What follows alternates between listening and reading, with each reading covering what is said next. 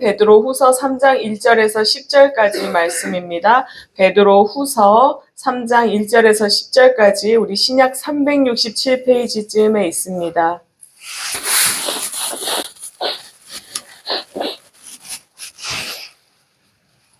베드로후서 3장 1절에서 10절까지 말씀 우리 천천히 교독하시고 마지막 절 함께 읽도록 하겠습니다. 사랑하는 여러분, 나는 여러분에게 이 두 번째 편지를 쓰고 있습니다. 두 번째로 나는 여러분의 기억을 되살려서 여러분의 순수한 마음을 일깨우려고 합니다. 여러분께서 거룩한 예언자들이 이미 예언한 말씀과 이미 진리에서 여러분의 사도들을 시켜서 주시는 개념을 여러분의 기억 속에 되살리려는 것입니다. 여러분이 무엇보다 먼저 알아야 할 것은 이것입니다. 마지막 때에 조롱하는 자들이 나타나서 자기들의 욕망대로 살면서 여러분을 조롱하여 이렇게 말할 것입니다. 그리스도가 다시 오신다는 약속은 어디 갔느냐? 조상들이 잠든 이래로 만물을 창조 때부터 그러하였듯이 그냥 그대로다. 그들이 이렇게 말하는 것은 하나님의 말씀으로 하늘이 오랜 옛날부터 있었고 땅이 물에서 나와 물로 말미암아 형성되었다는 것과 물론 그때 세계가 홍수에 잠겨 하여 버렸다는 사실을 그들이 일부러 무시하기 때문입니다. 그러나 지금 있는 하늘과 땅도 불사르기 위하여 그 동일한 말씀으로 보존되고 있으며 경건하지 못한 자들이 심판을 받아 멸망을 당할 날까지 유지됩니다.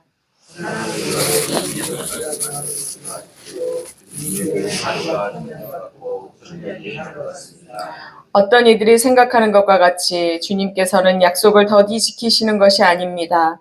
도리어 여러분을 위하여 오래 참으시는 것입니다.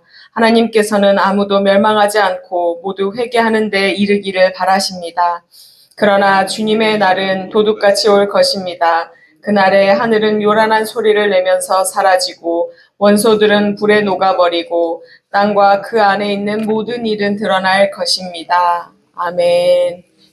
비가 오는 이 겨울 아침에도 말씀을 사모함으로 나온 여러분을 주님의 이름으로 축복합니다. 오늘 말씀은 베드로 후서 말씀인데요. 베드로 후서는 사도 베드로가 베드로 전서를 쓰고 한 2년쯤 지난 뒤에 AD 66년쯤에 보낸 그러한 편지로 알려져 있습니다. 그때쯤에는요, 베드로 사도가 자기의 죽음이 임박했음을 알고 있었습니다. 예견하고 있었습니다. 때문에 이 베드로 후서는요, 유언과 같은 글이라고 우리가 볼 수 있겠습니다. 유언과 같은 글을 쓰면서 박해받던 그리스도인들에게 위로를 하며 전한 그러한 편지입니다. 이 편지가 이 시대를 살아가면서 어떻게 보면 이 시대에도 눈에 보이지 않는 박해가 참 많은데요. 그러한 우리에게 힘과 능력과 위로가 될 수 있기를 또 소망합니다. 그들에게는요, 당시에 외부의 박해 말고도 내부적으로 어떠한 위험한 상황이 발생을 했습니다. 어떤 상황이었느냐? 바로 교회 안으로 거짓 교사들이 들어와서 유혹을 하는 일들이 발생을 했습니다. 이 거짓 교사들이 누구였느냐? 바로 영지주의자들이었어요. 영지주의자들은 무엇을 주장하느냐? 예수님의 재림은 없다. 그래서 그 재림을 부인하고 또 때문에 재림이 없기 때문에 그들의 삶이 어떨까요? 마음대로 육신의 정욕대로 살았습니다. 그래서 기독교적인 윤리나 도덕 같은 것을 아예 무시하고 유혹에 맞춰서 그냥 살아라 이렇게 우리 그리스도인들을 유혹했습니다. 이 미혹된 이들이 그럼 결국은 어떻게 되었느냐? 그들의 삶이 거룩하고 정결한 삶이 아니라 재림에 대한 그 교훈도 버리고 타락하는 그 길을 걸어갔습니다. 그래서 베드로는 이 문제를 해결하기 위해서 바로 오늘 재림에 대한 그 가르침을 확실하게 하고 성도들에게 이 거짓 교사들의 유혹에 미혹되지 말라고 흔들리지 말라고 그렇게 권면하고자 합니다. 오늘 본문이 바로 이러한 상황을 아주 잘 드러내고 있는데요. 3절과 4절 말씀을 보면 조롱하는 자들이 나타나는데요. 그들은 어떻게 살아가느냐? 육신대로 살아가는 자들이래요. 이 육신대로 살아가는 조롱하는 자들이 나타나서 우리 그리스도인들을 조롱하고 있다고 해요. 그런데 어떻게 조롱을 하느냐? 무슨 말로 조롱을 하느냐? 그리스도가 다시 오신다는 그 약속, 이 재림이라는 것이 진짜 있느냐? 아니, 지금도 이 천지 만물은 그대로인데 그 약속이 유효한 것이냐? 거짓말 아니냐? 이렇게 미혹을 합니다. 조롱을 합니다. 이 거짓 유혹에, 이 교사들의 유혹에 시달리는 그리스도인들에게 베드로는 과연 무엇이라고 권면하고 있는지 우리 1절 말씀부터 자세히 보도록 하겠습니다. 지금 베드로가 두 번째 편지인 이 베드로 후서를 쓰면서 목적을 밝히고 있어요. 왜 썼는지 1절 하반부를 보면 이 편지로 인해서 여러분의 기억이 되살려지기를 원한대요. 그리고 순수한 마음이 일깨워지기를 원한다. 내가 그것을 위해 이 편지를 쓰고 있다라고 밝히고 있습니다. 베드로는요, 1장부터 주구장창 뭔가를 일깨워서 기억나게 하려고 이 글을 쓰고 있다고 계속 강조하면서 나아갑니다. 무엇을 일깨워 주려고 하였는가? 바로 하나님의 말씀입니다. 너희가 말씀을 기억해야 된다. 말씀을 일깨워야 한다. 이것을 계속 강조하고 있는데요. 오늘 말씀, 이 말씀을 향한 순수한 마음을 너희가 일깨워야 한다고 하는데 이 순수한 마음이란 것이 도대체 어떠한 마음인지 오늘 아침이지만 우리 원어를 잠깐 살펴보면요. 순수한 마음은 에일리 크리네 다이노니안이라는 그 원어를 씁니다. 에일리 크리네라는 말이 오늘 순수라고 해석된 말씀인데요. 개역 개정에서는 진실이라고도 해석을 하고 있습니다. 이것은 이 헤일리와 크리네가 합성된 단어거든요. 그러니까 태양이라는 말하고 그리고 판단하다라는 말이 합쳐진, 그래서 거기서 파생되어진 단어입니다. 그러니까 무슨 뜻일까요? 태양 아래에서 판단하다. 태양빛으로 말미암아 심판받다, 이런 의미라고 우리가 생각하시면 되겠습니다. 우리 도자기 구울 때 여러 공정이 들어가잖아요. 마지막에 불가마에서 한 번도 아니고 여러 번 구워요. 그걸 꺼낸 다음에 마지막 공정이 뭘까요? 우리 예전에 드라마 보면 그것을 하늘을 대고 가장 밝은 빛 아래에서 이렇게 비춰봅니다. 그래서 여기에 실금이 있나 없나? 요즘은 빨간 구 같은데 앞에다 이렇게 두고 거기에 조그마한 실금이라도 있는지 없는지 들여다보죠. 그리고 조금이라도 실금의 그 형태라도 있으면 어떻게 하죠? 이게 너무 수고가 아까워서 막 땜방을 해가지고 땜질해서 그걸 쓰게 되나요? 아니에요. 그거를 완전히 바닥에 던져서 산산조각을 내고 맙니다. 왜일까요? 그 실금이 결국 그 그릇을 못 쓰게 만들기 때문에, 결국은 깨어질 그릇이기 때문에 그렇게 깨트리고 마는 그런 선택을 하게 됩니다. 그러니까 이 순수한 마음이라는 것은요, 깨어진 틈이 하나도 없는 그 정결한 마음을 의미한다고 우리가 볼 수 있겠습니다. 베드로는요, 이 사도 베드로는 우리에게 이러한 마음을 원합니다. 흠 없는 마음, 깨어진 곳이 하나도 없는 그러한 마음을 우리가 갖기를 원한다고. 그리고 너희가 정결한 마음으로 분별력 있는 그 삶으로 나아가기를 원하는데 이게 무엇이 있어야 된다고요? 하나님의 말씀으로만 가능하다고. 때문에 그렇게 하나님의 말씀을 바라보라고, 그렇게 원하라고 이렇게 지금 계속해서 권면하고 있습니다. 우리 안에 이러한 순수한 마음이 살아날 수 있기를, 온전히 말씀을 향한 그 순전한 마음이 있기를 축복합니다. 그런데 이 말씀이 어떻게 전해졌는지 보니까요. 지금 우리는 이 말씀 어떻게 보나요? 성경책으로 볼 수 있습니다. 언제 어디서든지 들고 다닐 수 있기 때문에 들고 다니면서 보고요. 요즘은 듣는 성경도 있어서 들으면서도 우리가 말씀에 대해서 알아갈 수 있습니다. 그런데 당시에 이 말씀은요, 어떻게 우리에게 전해졌느냐? 바로 거룩한 예언자들과 이 사도들에 의해서 이 말씀이 우리에게 전해졌죠. 예레미야와 이사야 같은 이러한 자들이 어떻게 전했나요? 정말로 하나님의 그 명령을, 그 약속을 믿고 순종함으로 말미암아 목에 사슬을 메고 백성의 타락을 슬퍼하면서 그렇게 전했습니다. 얼마나 어려웠을까요? 사도들이 박해를 받는 상황에서도 복음을 전하는 것, 쉬운 일 아니었을 것입니다. 그럼에도 불구하고 그들은 하나님의 이 말씀을, 이 약속을 믿었기 때문에 그 모든 것들을 전할 수 있었습니다. 성경에 보면 그렇게 오랜 세월 동안 하나님의 약속을 믿은 자들이 참 많이 있는데요. 그 중에 우리가 대표적으로 노아가 있습니다. 노아가 하나님의 말씀을 믿지 않았더라면 어떻게 그 오랜 세월 동안 산 위에서 방주를 만들 수 있었을까요? 그는 하나님의 심판과 그리고 하나님의 그 경고의 말씀을 믿었기 때문에 그렇게 오랜 세월 동안 순종할 수 있었습니다. 그런데 지금 사탄의 공격이 하나님의 이 말씀이, 이 약속이 진실하냐, 진짜냐 이렇게 공격을 하는 거예요. 여러분, 사탄의 이러한 공격은 언제부터 있었을까요? 처음에 사탄이 언제 유혹을 했을까요? 에덴 동산에서. 그때에도 사탄은 뭐라고 이야기를 하나요? 정말 하나님께서 그렇게 말씀하시더냐 하면서 하나님의 말씀을 의심하도록 그렇게 유혹을 합니다. 이 유혹을 결국은 우리 인류가 어떻게 이겨낼 수 있었을까요?